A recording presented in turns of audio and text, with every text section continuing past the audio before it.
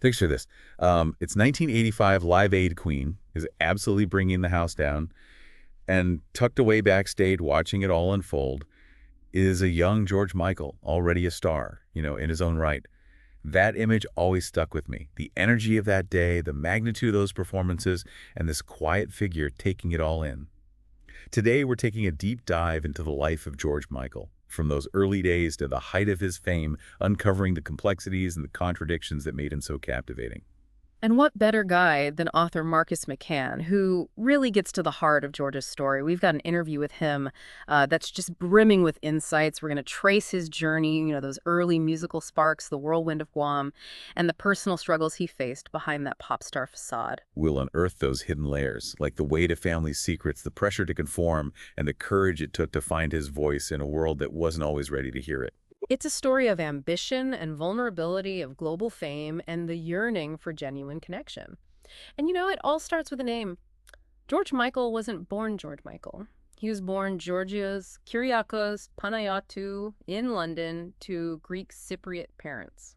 Quite a change, right? And it speaks to that desire for reinvention, for crafting an image. His father, Jack, had a classic immigrant story, worked his way up from a busboy to owning a restaurant. You can see those echoes of ambition, that drive for success in George's own journey, but there's also a vulnerability, a sensitivity that he often tried to hide. And it's interesting how his family history played into that. He later discovered that his mother's brother, his uncle, was gay and had tragically taken his own life after being institutionalized. Think about the weight of that, especially in a time when homosexuality was so stigmatized. Absolutely. That kind of hidden family history can cast a long shadow. You can imagine how it might have shaped George's own understanding of his sexuality, the fear of judgment, the pressure to conform. And it makes that chance meeting with Andrew Ridgeley all the more significant. It was his first day at a new school, and boom, they hit it off. Talk about fate intervening. It's fascinating how these seemingly random encounters can change the course of a life. They're a classic odd couple. George, a bit shy, Andrew, more outgoing. But their shared love of music forged a bond that would launch them into superstardom. But before Wham took off, there were those early struggles, that scrappy ambition that drove them. They formed a band called The Executive, which, get this, had a reggae vibe. Can you imagine 5 white suburban London boys playing reggae? It's a testament to their youthful enthusiasm, right? They were experimenting, finding their sound, and let's be honest, probably not fully grasping the cultural implications. But what they lacked in awareness, they made up for in hustle. They were playing 5 gigs a night in London clubs, lip-syncing their hearts out, just trying to get noticed. And get this, they even brought Andrew's girlfriend Shirley and a friend named D.O.C. Lee as backup dancers. It's like a DIY pop group, that entrepreneurial spirit of, let's put on a show and see what happens, and it worked. That energy, that visual element, it helped them stand out in a crowded scene. They were choreographing dances in Shirley's car, blasting music, living that teenage dream. It almost feels like a scene from a coming-of-age film.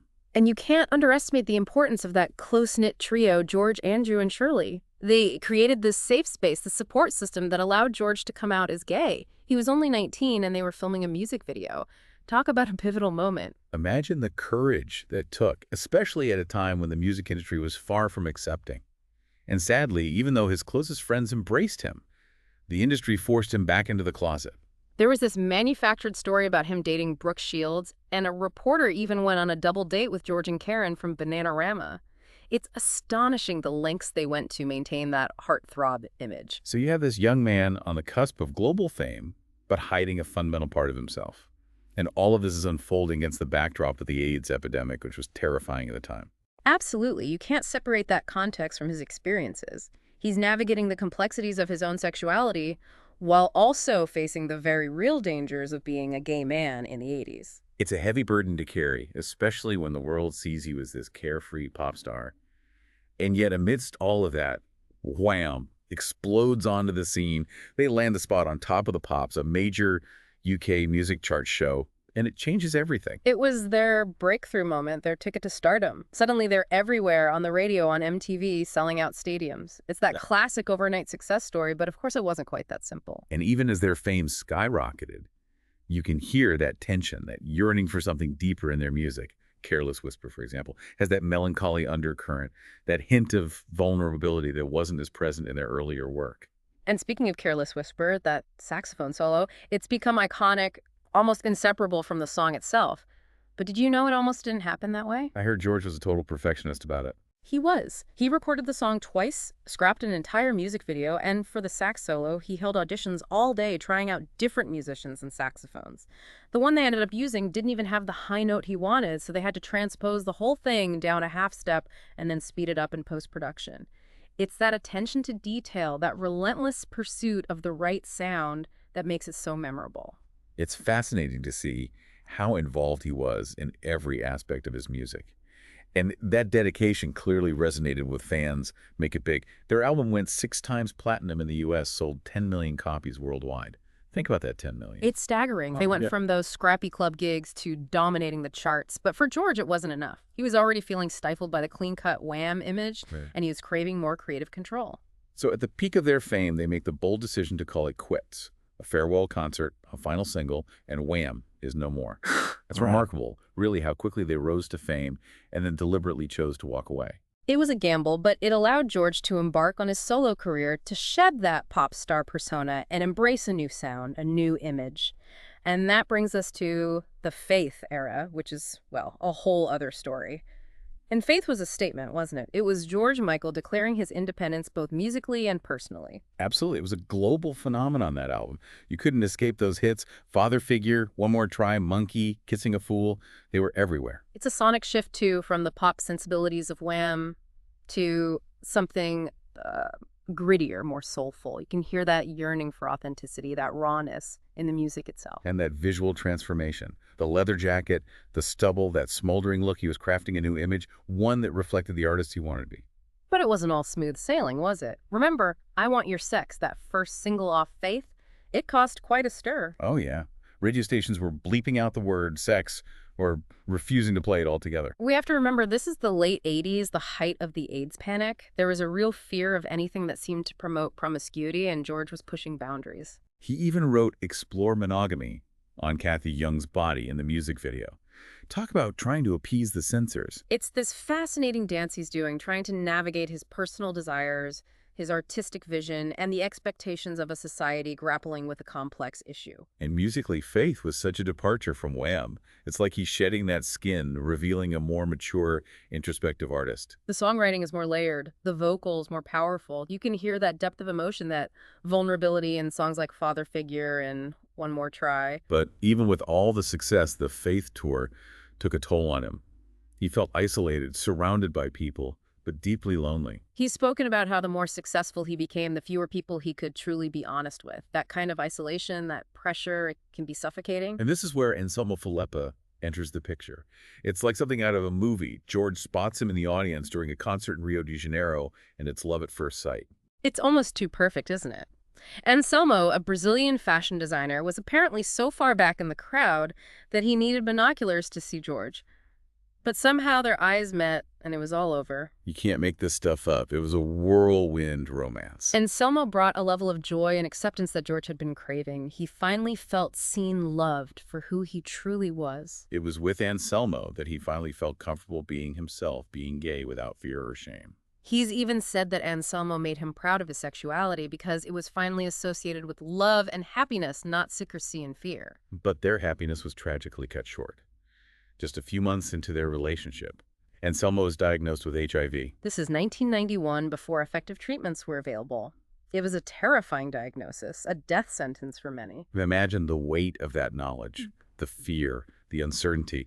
And George is going through all of this while still in the public eye, expected to perform, to smile for the cameras. It's heartbreaking, isn't it? This immense personal grief hidden behind the facade of a global pop star. And then in the midst of all of this, Freddie Mercury announces his own AIDS diagnosis and passes away just a day later. Can you imagine what that must have been like for George? He's talked about how he was asked for a quote at the time, and while he was obviously saddened by Freddie's death, he was crying for Anselmo for the future they wouldn't have. It's a stark reminder that behind the fame, the persona, these are real people with real emotions dealing with real-life tragedies. And in the midst of all this grief, George delivers one of the most powerful performances of his career at the Freddie Mercury tribute concert. That rendition of Somebody to Love It's just raw, heartfelt, devastating. You can feel the weight of his personal loss in every note, and it's amplified by the fact that it's a tribute to another icon lost to AIDS. It's like he's channeling the collective grief of a generation while also bearing his own private burden. It's a truly remarkable performance, one that transcends the moment and speaks to the power of music to connect us, to help us process loss and pain. And after the concert, George throws himself into activism, donating proceeds from his music to AIDS charities, raising awareness. He uses his platform to make a difference, to try to bring some good out of this unimaginable loss. So we have George grappling with this profound personal loss, pouring his grief into activism and simultaneously navigating, complex relationship with the music industry. He's always been fiercely protective of his art, his vision, and this period sees those tensions with his record label, Sony, really come to a head. He's working on his next album, Listen Without Prejudice, Vol. 1, but the process is slow, painstaking. It's like the joy has been sucked out of making music. He's battling for creative control, refusing to appear in his own music videos, not touring to promote the album. He's pushing back against the machine, trying to redefine what success means on his own terms. And then, as if things weren't complicated enough, that story about his former friend Tony Parsons explodes in the press. Parsons, a journalist who had once been close to George, sold a story to the tabloids detailing George's relationship with Anselmo, including Anselmo's illness. It was a three-part expose, splashed across the front pages, a complete betrayal of trust. Imagine having your private life, your pain laid bare for the world to see without your consent. It's a violation, especially given the sensitive nature of the story. George was understandably furious. But here's the thing. He later said that he considered the Parsons article, along with the dedication to Anselmo in his next album, to be his official coming out. It's almost like he's reclaiming the narrative, taking back control. He's turning this act of betrayal into a statement of self-affirmation. It's a powerful act of defiance, isn't it? To say, you tried to out me on your terms, but now I'm doing it on mine. And it seems like this decision is also tied to his growing disillusionment with the music industry. He's already fighting Sony, trying to get out of his contract, and he feels like they're trying to silence him to control his image. And it's worth noting that during that legal battle, it came to light that Sony executives in America were referring to George as that thing client of yours. It's shocking, really, the level of disrespect and homophobia that still existed within the industry. It underscores the challenges he faced, the battles he fought, not just for his music, but for his right to be himself, to live authentically. So you have this confluence of events, the grief over Anselmo, the betrayal by Parsons, the legal battle with Sony, the persistent homophobia. It's no wonder he stepped back from the spotlight for a while. It's a testament to his resilience, his strength, that he kept making music at all. And when he did return, it was with a renewed sense of purpose, a determination to use his voice, his platform, to speak his truth. And that's what makes George Michael's story so compelling, so enduring.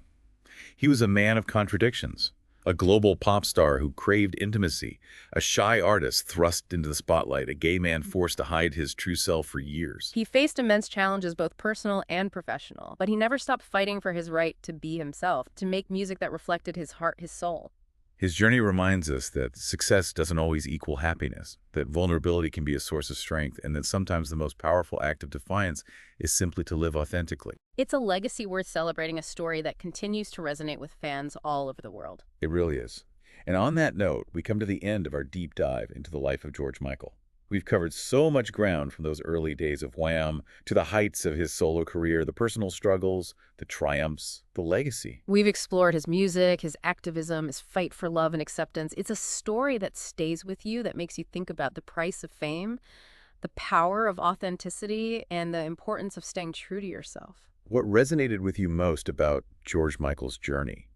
Was it his musical talent, his resilience in the face of adversity, his unwavering commitment to his beliefs? Whatever it is, I hope this deep dive has given you a new appreciation for the man behind the music. I think it's important to remember that behind the headlines, the awards, the larger-than-life persona, there's a human being with hopes, dreams, vulnerabilities. And in George Michael's case, that human being also happened to be an incredibly gifted artist who touched the lives of millions. Beautifully said. And if you're eager to explore more fascinating stories like this, be sure to subscribe to The Deep Dive. We'll be back soon with another captivating journey into the lives of those who have shaped our world. Until then, keep exploring, keep questioning, and keep diving deep.